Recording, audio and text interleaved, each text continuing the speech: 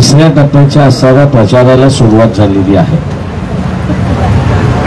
आणि पुण्यामधून वसंतदादा मोरे यांची असणारी उमेदवारी वंचितच्या वतीने घोषित करण्यात आलेली आहे. एकंदरीत जे 2 राऊंड झाल्या, पहिली आणि दुसरी राऊंड, पहिली आणि दुसरी राऊंड मी असं म्हणेन की मागच्या 2019 मध्ये भारतीय जनता पक्षाला लाख 1.5 लाखाचे जे लीड मिळाल्या होत्या आणि त्याच्यातून ते जिंकून आले होते. यावेळीचे असणारे मला असणारं जे दिसते की 2014ला नवीन वोटर जो होता, ज्याला मनमोहन सिंगाच्या 2 GB स्कॅमच्या संदर्भातलं राग आला होता, चीड आला होता, डिझेल पेट्रोलचे भाव वाढले होते आणि तो BJPकडे गेला होता अशी परिस्थिती आहे. 2014-2019 पर्यंत हा वर्ग त्यांच्याकडे राहिला, पण 2024 मध्ये हा वर्ग BJPकडे आहे असा त्या ठिकाणी दिसत नाही आहे. तो 2 राऊंडमध्ये हल्लेला आम्हाला असताना दिसतो आणि म्हणून जे मतदान 70% गेलं होतं ते 70%वरनं मतदान आता पुन्हा असणारं 54-55 अशा दरम्यान त्या ठिकाणी आलेला आहे. हा जो 10-12% मतदार जो गेलेला नाही किंवा मतदान करायला तयार नाही आहे, हा आम्ही असं म्हणतो की भारतीय जनता पक्षाचा मतदार आहे आणि त्यांना त्याचा असणारा फार मोठ्या प्रमाणात परिणाम भोगावा लागतो असं आम्हाला एकंदरीत त्या ठिकाणी दिसतं.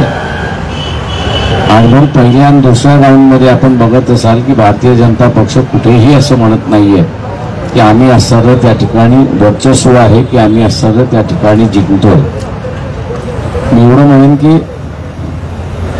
मला जे काही ह्या दोन्ही ठिकाणी असणारं दोन्ही राऊंडमध्ये जे दिसतं त्या सगळ्या ह्याच्यामध्ये काही ठिकाणी काँग्रेस, काही ठिकाणी असणारं BJP आणि वंचित अशांमधली असणारी ही रेस आहे असं आम्ही त्या ठिकाणी मानतो. तोच रेस आहे.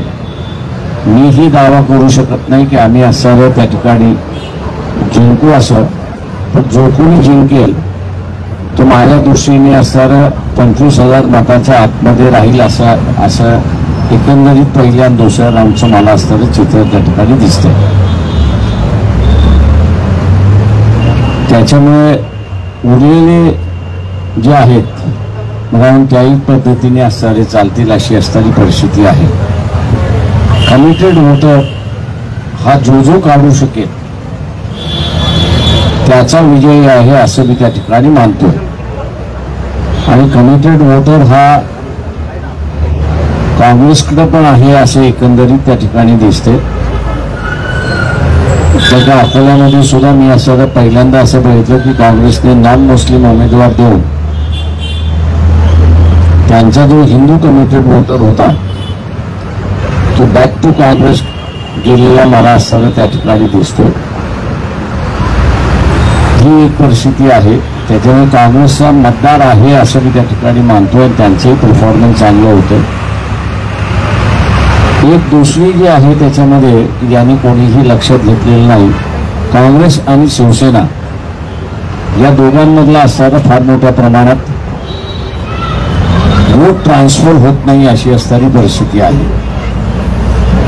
आणि म्हणून आपण आता शिवसेनेने काँग्रेसचा हिंदू मतदार हा असणारा ट्रान्सफर होत नाही म्हणून असणारा उद्धव ठाकरे शिवसेना जी आहे ती आता मुस्लिम मतांकडे वळलेली आहे अशी परिस्थिती आहे. आणि त्यांना ते असणारा की आम्ही काँग्रेस बरोबर आहोत, तुम्ही आम्हाला मतदान द्या अशी असणारी परिस्थिती आहे. परंतु मुस्लिम कार्यकर्ता हा त्यांना असणारा त्या ठिकाणी विचारतोय की निवडणूक झाल्यानंतर तुम्ही असणारा काँग्रेस बरोबर विधानसभेमध्ये राहणार आहात का याचा खुलासा करा. अजूनपर्यंत असणारा तो खुलासा झालेला नाही अशी एकंदरीत परिस्थिती त्या ठिकाणी दिसते आणि मग तोही तिथला असणारी एक टेन्शन आहे अशी असणारी परिस्थिती आहे. तिसरी त्या ह्या निवडणुकीमधली सगळ्यात महत्वाचा बाब की त्याच्याकडे इग्नोर केला जाते असं मी त्या ठिकाणी मानतो आणि ते म्हणजे एकनाथ शिंदे वर्सेस उद्धव ठाकरे अशी निवडणूक एकंदरीत आपल्याला काही 12 मतदारसंघामध्ये 12 कॉन्स्टिट्युन्सीजमध्ये त्या ठिकाणी दिसते. या मतदारसंघामध्ये वंचितला प्रचंड मोठा असणारा फायदा होताना असताना त्या ठिकाणी दिसतो. त्याचा सेक्युलर मतदार जो आहे तो सेक्युलर मतदार असताना मग तो राष्ट्रवादीचा असेल किंवा काँग्रेसचा असेल तो असताना आमच्याकडे शिफ्ट होताना आम्हाला या निवडणुकीपुरता त्यामध्ये तो पार्टी म्हणून शिफ्ट होत नाही परंतु मतदारापर्यंत शिफ्ट होताना त्या ठिकाणी दिसतो. आणि म्हणून मी असं म्हणतो या ठिकाणी की सगळ्याच ठिकाणच्या ह्या निवडणुका फार मोठ्या प्रमाणात असं त्या ठिकाणी मानतो. तर हा जो मुसलमानांनी उपस्थित केलेला प्रश्न जो आहे शिवसेनेला की तुम्ही विधानसभेमध्ये काँग्रेस बरोबर राहणार आहात का किंवा उद्या तुम्ही असणारा बीजेपी बरोबर जाणार नाहीत हा जो शिवसेनेच्या उमेदवाराला विचारला जाणारा प्रश्न जो आहे त्याचा असताना अजून समाधानकारक उत्तर कुठे असताना मिळताना दिसत नाहीये. आणि म्हणून मी असं म्हणतो की 48 जागा या क्लोज रेसच्या जागा आहेत असं मी त्या ठिकाणी मानतो. निवडणुकीचे निकाल मी जसं म्हणालो की सरप्रायझिंगली सुद्धा असू शकतात अशी परिस्थिती आहे. आपण आता विचार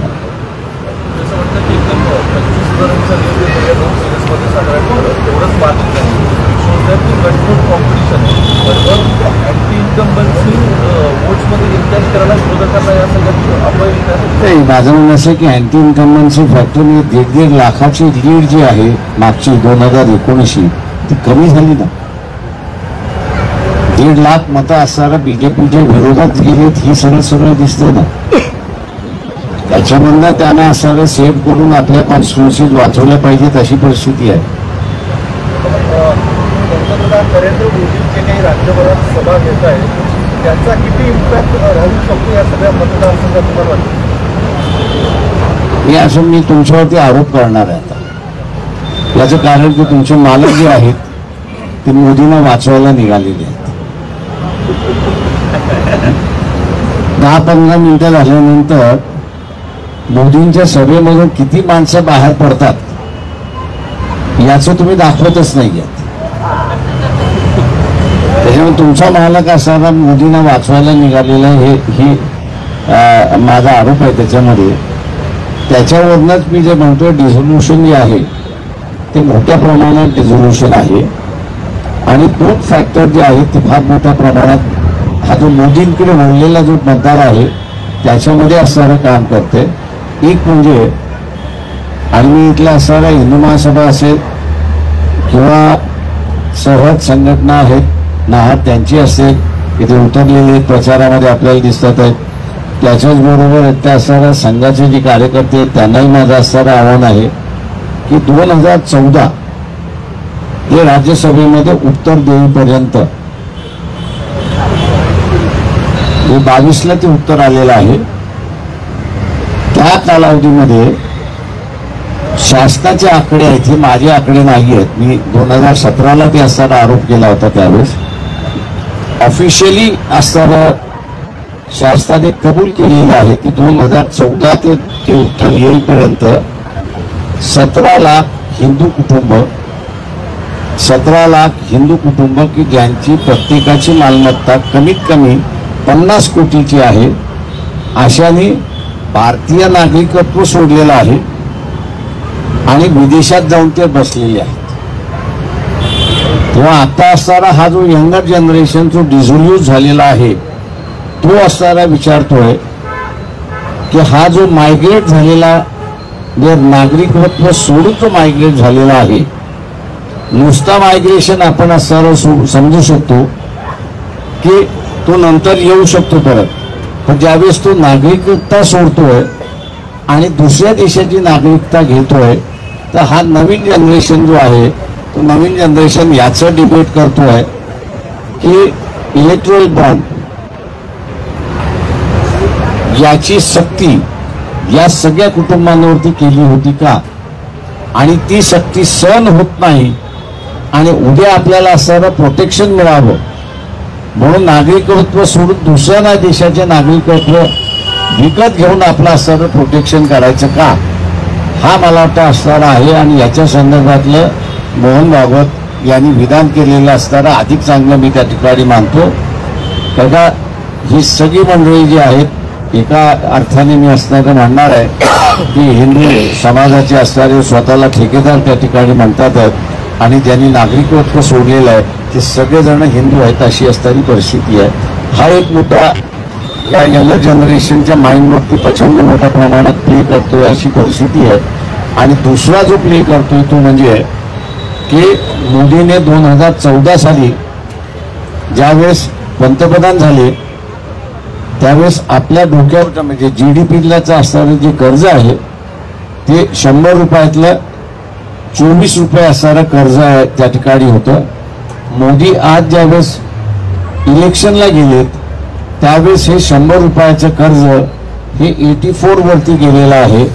आणि वर्ल्ड बँक असं म्हणतंय की 2026ला हे 96 रुपयेवरती जाईल त्या ठिकाणी.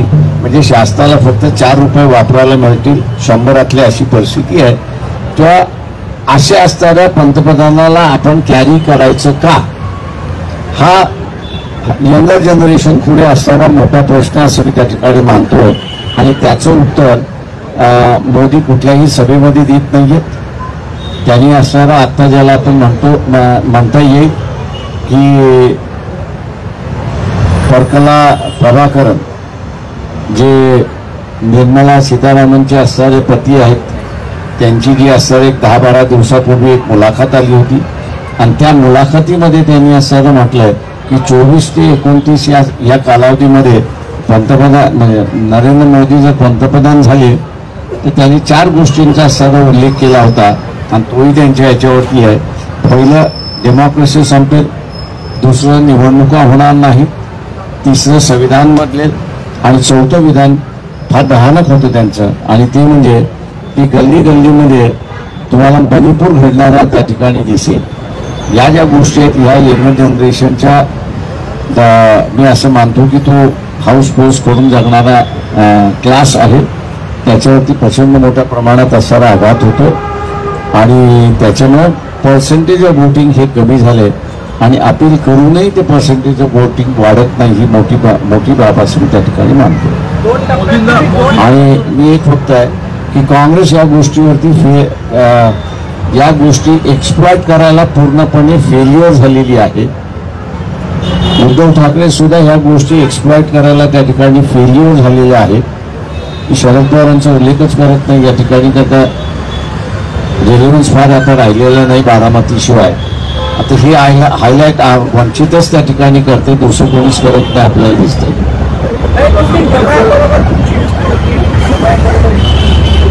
ती नाही MIM बरोबरची युती कधीच तुटलेली आहे. त्यांनी आम्ही त्याला असणारा प्रतिसाद दिलाय का? पुण्याचं बोलू आपण. पुण्यात तुमचं वंचित उमेदवार वसंत मोरे आहेत, लोकप्रिय आहेत, मान्य आहेत, फक्त बाहेरचे उमेदवार आहे असा एक आरोप. काही आरोप होऊ द्या ना, मतदार त्याचं उत्तर देतील ना. सुरुवातीला अभिजित वैद्य यांचं नाव ठरलेलं होतं ज्यावेळेस महाविकास आघाडीची शिरूरमध्ये उमेदवार दिला, त्यानंतर तुम्ही पुण्यामध्ये पण दिला, बारामतीमध्ये मात्र तुम्ही सुप्रिया सुळेंचा वातावरण निघालेला आहे. काय पवारांसोबत बोललं जातं? नाही, माझं पवारांसमोर बोलणं नाही आहे. एकतर सुप्रिया सुळे स्वतःच आल्या होत्या. दुसरं जे आहे ते जयंत पाटील जे आहेत त्यांनी असताना महाराजांना ज्यावेळेस कोल्हापूरला असताना पाठिंबा द्यायचं हे आलं होतं त्यावेळेस त्यांनी असताना म्हटलं होतं की आमची लढाई थोडीशी मोठी आहे त्या आमच्या बाजूने आहात एवढं दाखवा. आणि म्हणून असताना त्या ठिकाणी आम्ही म्हटलं ठीक आहे की आम्ही उमेदवार उभा करणार नाही बारामतीमध्ये किंवा कोणाला. सुप्रिया स्वतः आपल्याला येऊन भेटल्या होत्या. आता वेळ काय विचारू नका. ते भेटल्यामुळे उमेदवार दिला नाहीये.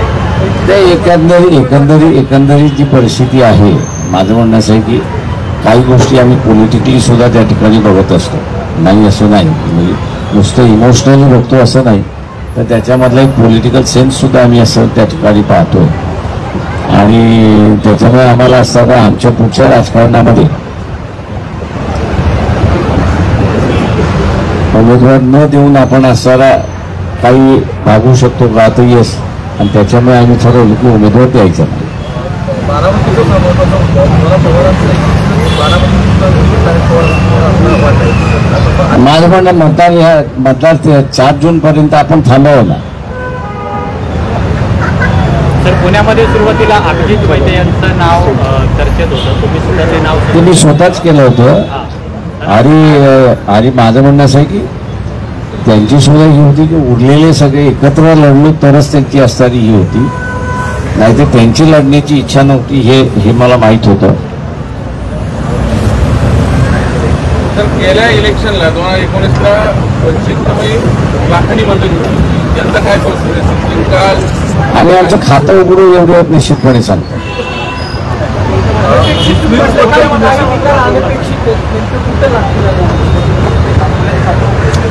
4 जूनला आपण त्याची चर्चा करू. साहेब अकोल्याचं तुम्ही अकोला यावेळेस तरी अकोला अकोल्याचं काय ते म्हणून मी म्हटलं नाही, यावेळेस आम्ही आमचं खातं ओपन करून एवढं मी सांगतो. पुण्यात काय परिस्थिती राहील?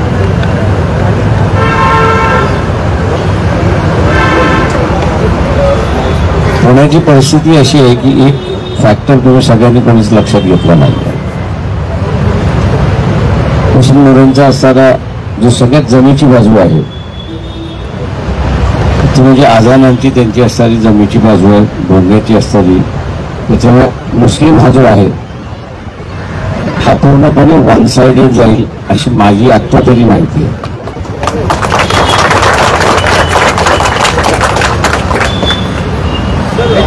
त्याच्यामुळे असणारा त्या मतदाराला म्हणजे तो असणारा मी 2.5 लाख मतदान असणारा धरतोय, ते 2.5 लाख मतदान ब्रेक करायला कठीण आहे असं मला स्वतःला दिसतं.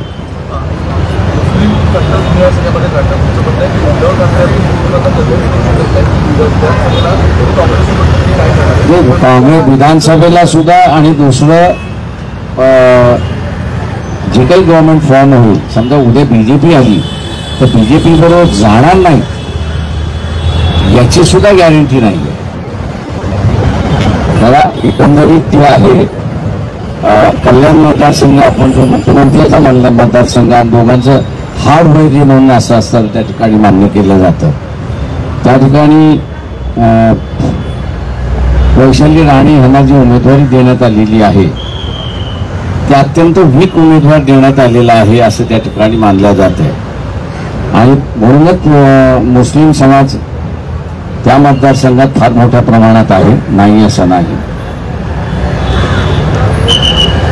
तेव्हा तेच असं विचारतायत की ज्यांच्याशी यांचा हार्ड वैरी आहे तिथेच एकदम वीक उमेदवार देणं याच्याच वरनं असताना शंका निर्माण झालेली आहे, आणि म्हणून मुस्लिम समाज तिथं विचारतोय अशी परिस्थिती आहे. राज्यात साधारण असं किती मतदारसंघ तुम्हाला कॉम्प्रोमाइज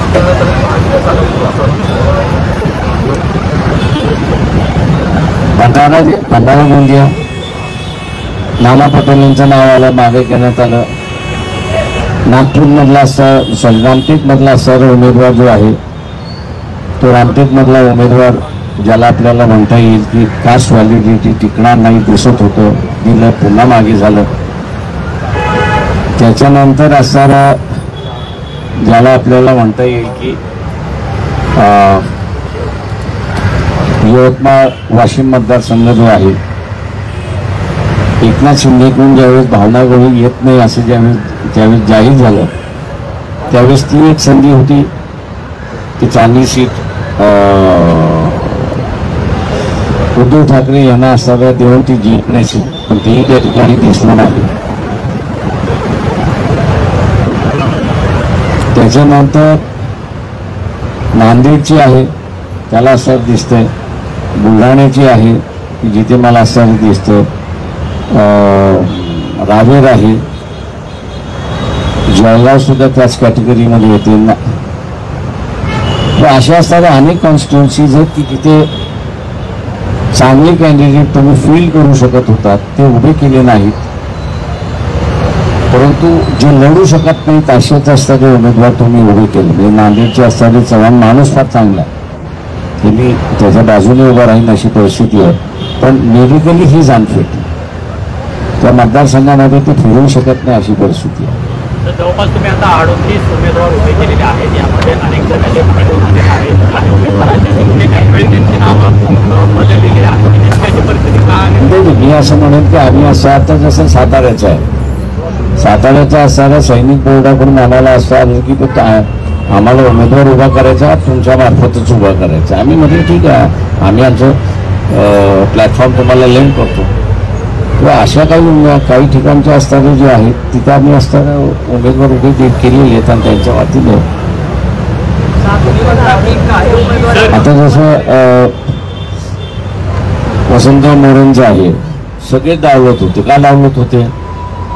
तर त्यांनी असणाऱ्या मुसलमानांची बाजू घेतली म्हणून डावलत होते. आता हा एक फॅक्टर होऊ शकत नाही ना की भूमिका घेतलेली आहे, भूमिकेवरती मतभेद असेल. पण तुम्ही असं बीजेपीची लाईन ओढायला निघालेला, एक्सक्लुजनचं राजकारण तुम्ही करायला, वगळण्याचं राजकारण तुम्ही करायला लागलेला. फुलेशाह आंबेडकरवादी जो आहे तो वगळण्याचं राजकारण कधीच करत नाही, आणि जो वगळला गेलेला आहे त्याच्या बाजूने उभा राहतो. आम्ही राहिलो उभा. आपण मला सांगता की उमेदवार लोकसभेनंतर काहीतरी राज्यामध्ये वेगळं समीकरण वेगळं गणित होईल असं तुम्हाला वाटतं? मी एवढं म्हणेन की राग हा असणारा आत्ताच्या सरकारच्या विरोधात आहे असं मी त्या ठिकाणी मानतो. तो राग आम्ही कन्सॉलिडेट करण्याचा प्रयत्न त्या ठिकाणी केलेला आहे त्या ह्याच्यामध्ये, आणि त्याच पद्धतीने जे प्रत्यक्ष उमेदवार आहेत त्यांनीही केलेलं आहे. त्याच्यामुळे मी असं म्हणतो की इथं असणारे ही रेस फार क्लोज रेस आलेली आहे. बघायचं फक्त आहे की त्याच्यामधलं असणारा आता याच्यामध्ये काय परिणाम होतो. म्हणजे 400वरनं आपण बघत असाल की सर्वे 300वरती आले, आणि आता असणारा सर्वे जे आहे ती 300पेक्षा कमी दाखवत आहे अशी परिस्थिती आहे. सर एक सवाल हिंदी में है, राहुल गांधी हो, शरद पवार हो, हर सभा में हर जगह जाके कह रहे हैं कि संविधान बदला जाएगा. क्या आपको लगता है ये मुमकिन है वाकई कि संविधान को बदला जा सकता है, या अगर बदला जा सकता है तो कैसे होगा आपके हिसाब से? क्या टेक्निकलिटीज है उसमें? देखिए, एक ऐसा है कि टेक्निकलिटीज में तो जाऊंगा नहीं, लेकिन इस देश की जो फाइनेंस मिनिस्टर है निर्मला सीतारमण जी, उनके पति का ही बयान है इंटरव्यू में कि 2024 अगर बीजेपी दोबारा चुन के आती है तो ये संविधान बदलेगा. और इसलिए मैं अभी समझता हूँ कि हर पब्लिक मीटिंग में मोदी जहाँ जहाँ जा रहे हैं वो यही जुमला दे रहे कि बाबा साहब भी अगर आए तो भी संविधान नहीं बदल सकते. लेकिन ये मैं कहता हूँ कि ये उनका दिखावा है. प्राइम मिनिस्टर जो है वो बाबा साहब नहीं बनने वाले हैं, प्राइम मिनिस्टर जो है वो नरेंद्र मोदी बनने वाले हैं. तो वो प्राइम मिनिस्टर की हैसियत से बदलेंगे या नहीं बदलेंगे इसका जवाब वो नहीं दे रहे. इसलिए जानकारों का कहना है कि इनके टेबल पर संविधान बदलना है, ये रिफ्लेक्ट होता है.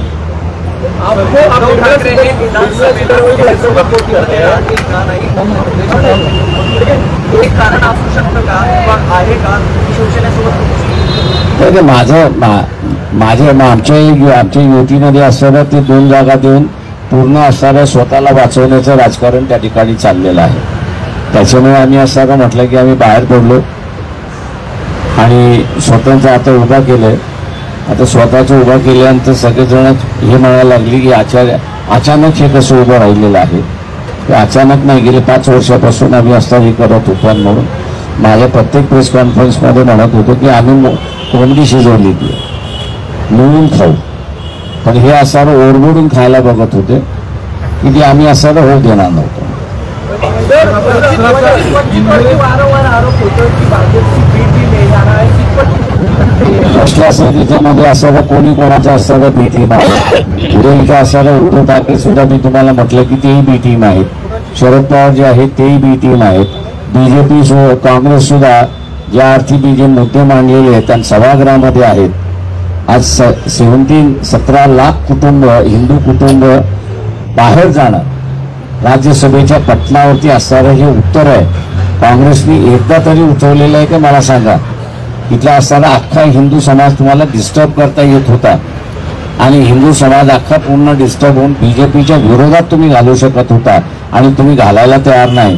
तर याच्या अर्थी असणारं बी टीम सी टीम म्हणण्यापेक्षा इन्क्वायरी खाली मी नाही आहे, इन्क्वायरी खाली सोनिया गांधी आहे, इन्क्वायरी खाली असणारा राहुल गांधी आहे, इन्क्वायरी खाली असणारा खरगे आहे.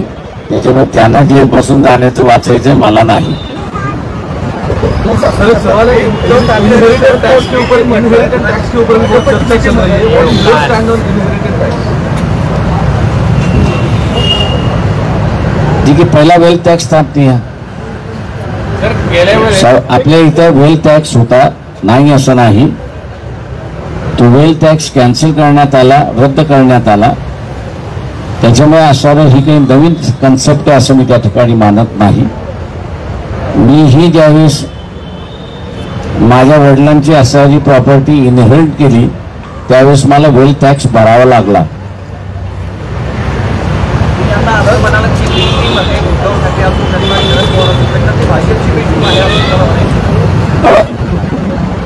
माझं म्हणणं असं आहे की ते एकमेकांवरती आरोप करतात तेव्हा ते एकमेकांनी प्रत्येकाचं असताना चारित्र्य आपण बघितलं पाहिजे.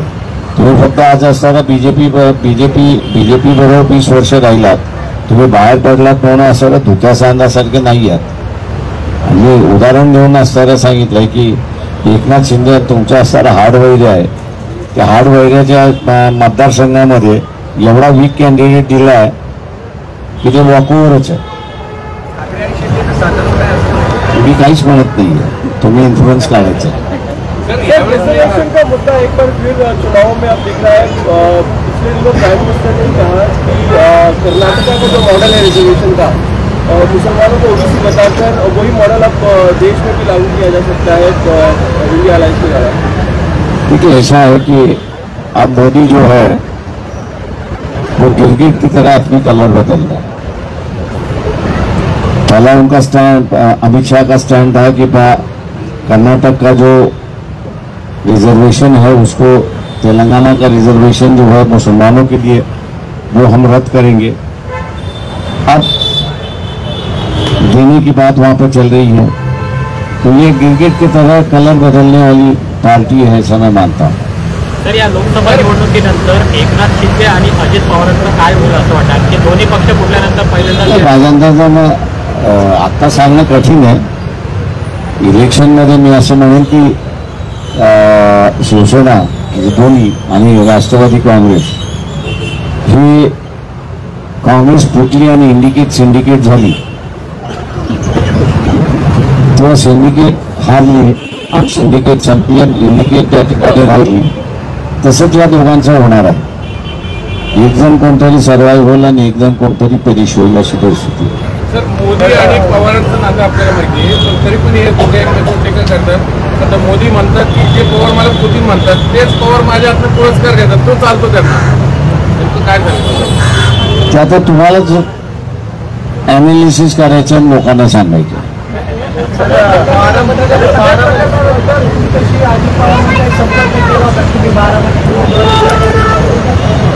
माझ्याशी कोणीच संपर्क करू. देखील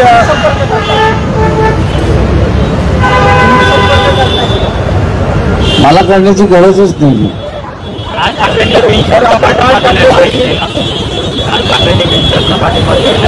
माझं म्हणणं असं आहे की त्यांनी दिलेल्या पाठिंब्यासाठीच आम्ही मुंबईतले उमेदवार डिक्लेअर केले नव्हते.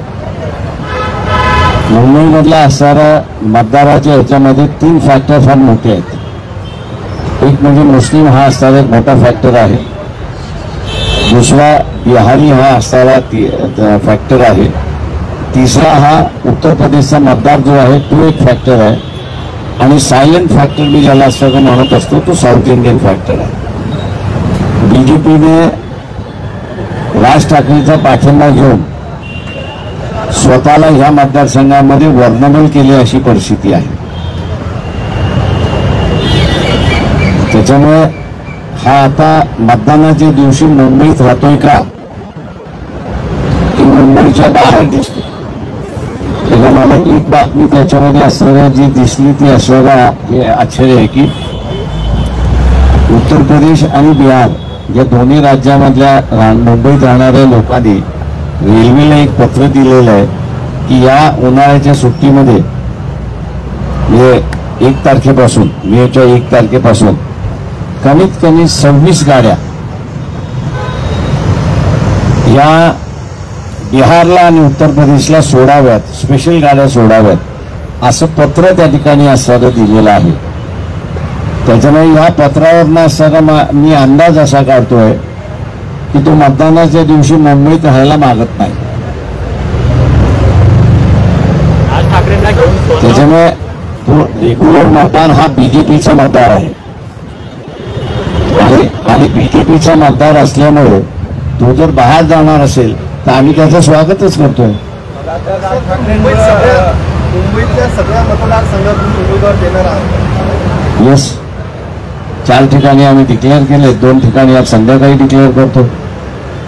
भाजपने उज्ज्वल निकम 2 टप्पे जर आले तर 2 टप्प्यांमध्ये इलेक्शनचा मराठा आरक्षण किंवा ओबीसी आरक्षण हा मुद्दा कितपत चर्चेला जातो आणि त्याचा इफेक्ट कितपत होतोय आणि जरांच्या फॅक्टर या 2 टप्प्याच्या इलेक्शनमध्ये दिसतोय. या 2 टप्प्यांमध्ये पहिल्या टप्प्यामध्ये जरांगे फॅक्टर नाहीये. सेकंड फॅक्टर मधला असणारा सुद्धा विदर्भाच्या ह्याच्यामध्ये नाहीये, परंतु मराठवाड्याच्या ह्याच्यामध्ये तो फॅक्टर आहे असे एकंदरीत दिसते. आणि काँग्रेसचे जसं काँग्रेसचे उमेदवार जसं चव्हाण यांना म्हटलं त्या ह्याच्यामध्ये आजारी असूनही त्यांची असणारी ही चर्चा झाली नाही. त्याच्यामुळे असणारा जरांगे फॅक्टर हा जो आहे ओबीसी एका बाजूला घेतला आणि मराठा वेगळा गेला. याचं शार्पनेस जे आहे ते मला वाटतं असणारं केंद्र जे आहे ते जालना आणि बीड असं मी त्या ठिकाणी मानतो. तेव्हा जालना आणि बीड हे वोटिंग कसं करतं हे त्या ठिकाणी पाहणं महत्वाचं आहे. भाजपकडून उज्ज्वल निकम यांना सुद्धा ऐनवेळी उमेदवारी घोषित करण्यात आलेली आहे. बऱ्यापैकी उमेदवार हे भाजपने ऐनवेळी बाहेरून घेतलेले आहेत असं चित्र आहे. मान्य आहे मला त्याच्यामध्ये. आपण असं जे म्हणतो की एक बाहेरून उमेदवार घेतलेले आहेत हे बरोबर आहे. मला ते हे अगोदरही चालत होतं असं नाही मला एक माहिती आहे की याच मतदारसंघामध्ये एकेकाळी काँग्रेसकडून मुंबई हायकोर्टाचे जज गोठलेजी यांना ते रिटायर झाल्यानंतर काँग्रेस इथे कधीच नव्हते, तर काँग्रेसने त्यांना सर्व उभं केलं होतं आणि निवडून आणलं होतं. त्याच्यामुळे ह्या गोष्टी चालत राहतात. मी असं म्हणत नाही की या वाईट आहेत की अमुक आहेत त्या सगळ्या याच्यामध्ये, पण लोकसभेमध्ये एक चांगलं रिप्रेझेंटेटिव्ह जावं. आता उज्ज्वल निकम सुद्धा माझ्या अंदाजानं एक व्यक्तिमत्व महाराष्ट्रातलं आहे की ज्याच्यामध्ये तुम्ही आक्षेप त्याच्यावरती काही घेऊ शकत नाही. किंवा अशी माणसं काय उभं केलं तर लोकांना चॉईस राहतो असं मी त्या ठिकाणी मानतो. मोदींनी ठाकरे आणि पवारांवर टीका केली आहे. ठाकरे आणि पवार अख्ख्या त्याचे कॅम्पेन पाहिलं तर ठाकरे आणि पवार हेच ते टार्गेट करतात. मी महाराष्ट्रात नेमकं लढत तुम्ही कसं बघतो? म्हणून म्हटलं नाही इट्स अ क्लोज फाईट आहे. आमच्यावरती टीका करण्यासारखं काहीच नाही. थकीत होतं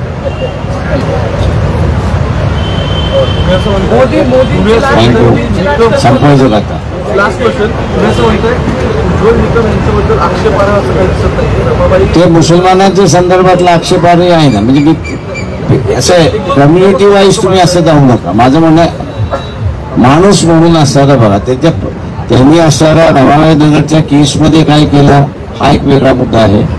त्यांनी असणारा कसाबच्या केसमध्ये काय केला हा एक वेगळा मुद्दा आहे. पण माणूस म्हणून केसेस सोडून द्या. आता मी विरोधातले केसेस घेत असतो ना, that is my bread and butter. त्या ब्रेड अँड बटरवरनं तुम्ही माणूस असताना तपासू नका असं माझं म्हणणं आहे. थँक्यू सगळेजण.